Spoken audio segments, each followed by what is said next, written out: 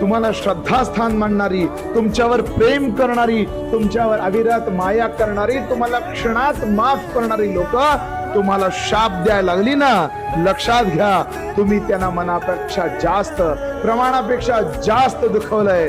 5,000 square फुटाचा बंगला जरी बांधला ना तरी 250 ते 400 स्क्वेअर फुटामध्येच आपण राहत असतो.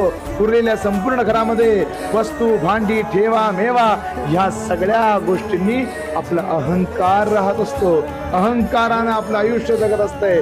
माणसाच्या मनामध्ये याच्याविषयी चांगलं, त्याच्याविषयी वाईट या सगळ्या गोष्टींनी माणसाच्या मनातला अहंकार वाढत असतो. म्हणून लक्षात घ्या, तो अहंकार जोपर्यंत खेचत नाही, त्या अहंकाराला जोपर्यंत नायनाट करत नाही, तोपर्यंत गाभाऱ्यातला भगवंत आपल्याला भेटत नाही.